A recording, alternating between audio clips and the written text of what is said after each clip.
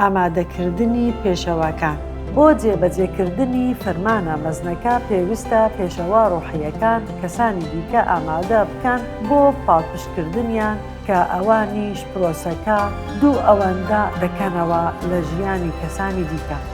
عیسای مەسیح خوددا مرۆڤ نمونەیەکی بۆ ئەم بابەتەی دروست کرد زیاتر لە هەر کەسێکی دیکە لە مێژوودا. یەکەم شت پێویستیە هەبوو ئەیسا ئەم پێویستیەی زانی مەتا 9:37 جا بە قوتابیەکانی فەرموو دروێنە زۆرە بەڵام سەپان کەمە لەبەر ئەوە داوا لە خاوەنی دروێنە بکەن تاکو و سەپان بۆ دروێنەکەی بنێرێت. لێرەدا نمونەی دروێنە بەکاردەهێنێت خەڵکیش بانگهێشت کراون بۆ ئەم دروێنەیە. ئەیسا ئەمەی بەکارهێنا لەگەڵ ژنە سامریەکە لە لای بیر ئاوەکە. ئەو بیرۆکەکانی خوێندەوە و سەرنجی ڕاکێشە.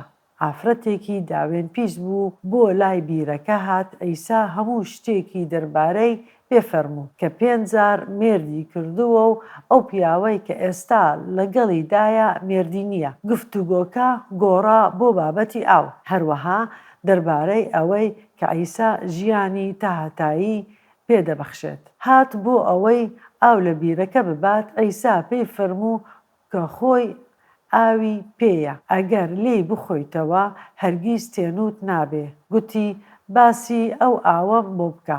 ئەیسا فەرمووی کە باسی ئاوێکی ڕۆحی دەکات.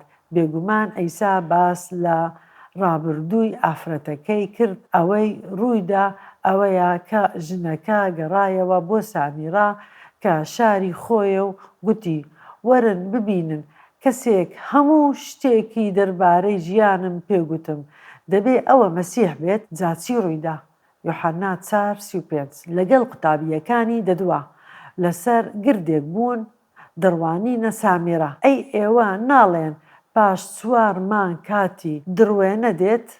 ئەوە تا پێتان دەڵێم چاوتان هەڵبڕن و سەیری کێڵگەکان بکەن وازەرد هەڵگەڕاون بۆ دوورینە.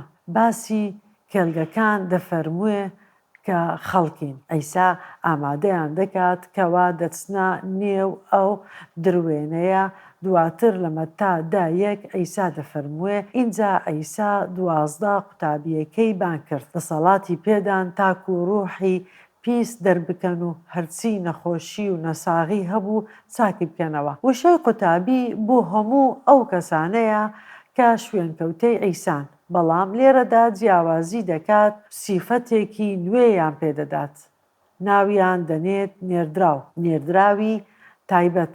لەگەڵ 12 قوتابیەکە دەدوێت بۆیە ناویان لێ دەنێت نێردراو. ئەمانەش ناوی 12 نێردراوەکەیە. یەکەمین شیمۆن کە بە پەترۆس ناو دەبردرا، ئەندراوس برای، یاقوبی کوڕی زەبەدی و یۆحەنا برای، فیلیپۆس و بەرتۆڵماوس، تۆماس و مەتای بازگر، یاقوب کوڕی حەلفا و تەداوس، شیمۆنی کانەوی و یەهوزای ئەسخەریوتی کە ئەیسای بەگرتندا. لەوانەیە بەرتۆڵماوس هەر نەتەنائیل بێت کە پێش 6 مانگ لە ئۆرشەلیم ئەیسای بینی. ئەیسا ئەوانی هەڵبژارد و ئەرکی پێدان. با ئایەتی 5 و 6 بخوێنینەوە. ئەیسا ئەم 12 کەسەی نارد فەرمانی پێکردن بە ڕێگا ناجوولەکەکاندا مەڕۆن و مەچنە شاری سامریەکان، بەڵکو لەبەری ئەوە بڕۆنە لای مەڕەونبوونەکانی ماڵی ئیسرائیل. دەفەرموێ من لەم قۆناغا ئێستا ئەرکەکانتان دیاری دەکەم، بەڵام دوای دەڕۆین بۆ سامیرا. هەروەهاشیان کرد. دواتر بۆ هەموو جیهان، بەڵام یەکەم جار بۆ کەسە تایبەتەکانی خۆی هات، بەڵام نەیان ناسی. بەڵام ئەوانەی قبوڵیان کرد دەسەڵاتی پێدان ببن باکوڕی خوددا. هەمان شت دووبارە دەبێتەوە و کاتێک پیاوانی نارد بۆ ئەرکێکی تایبەت پێش بەرزبوونەوەی لە کردار 1:8. بەڵام کاتێک ڕۆحی پیرۆستان دێتە سەر هێز وەردەگرن و بۆ من دەبنا شایەت لە ئۆرشەلیم و هەموو یەهودیا و سامیرا تاکو ئەو پەڕی زەوی هەمان شت یەکەم جار بۆ کەسە تایبەتەکانی خۆی دوای سامیرە و دوای هەموو جیهان. یوحەنا 3:16 لەبەر ئەوەی خودا ئەوەندەی جیهانی خۆشویست تەنانەت کوڕی تاقانەکەی بەخت کرد تاکو هەر کەسێک باوەڕی پێ بهێنێت لە ناو نەچێت بەڵکو ژیانی هەتاهەتایی هەبێت. پرۆسەیەکی ئامادە باشی سەرسوورهێنەر بوو. ئەیسا خزمەتی هەمووانی کرد دواتر قوتابیەکانی خۆی دواتریش 12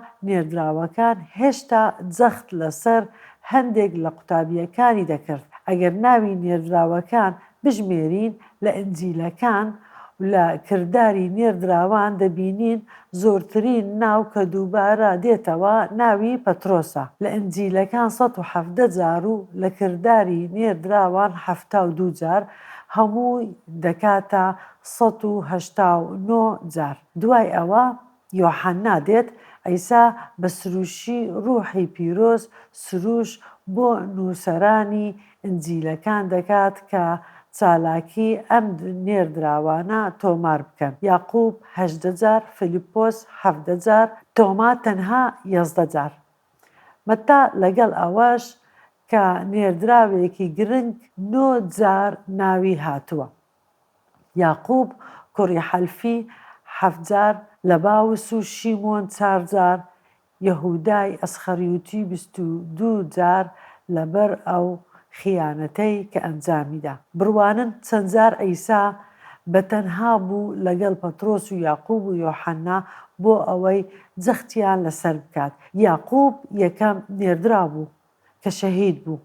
پەترۆس لە کردداری نێردراوان 72 جار ناوی هاتووە. یۆحەنا 15 جار.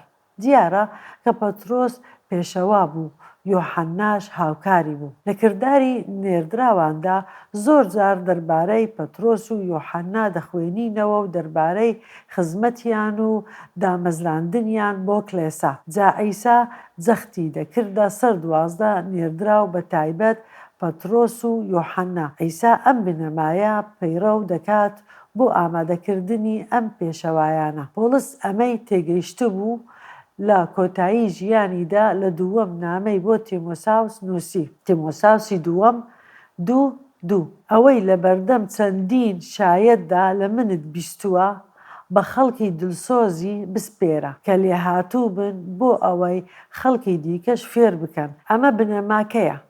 هەموو باوەڕدارە سەرڕاستەکان دەگرێتەوە. ئەیسا ئەمەی کرد کە 12 قوتابی هەڵبژارد بۆ دامازراندنی کلێسا بۆ ئەوەی بگەنە هەموو دنیا. ئەم بنەمایە بەردەوام دەبێت لە پرۆسەی بنیادنانی کەسانێکی سەرڕاست لە پیا و لە ژن.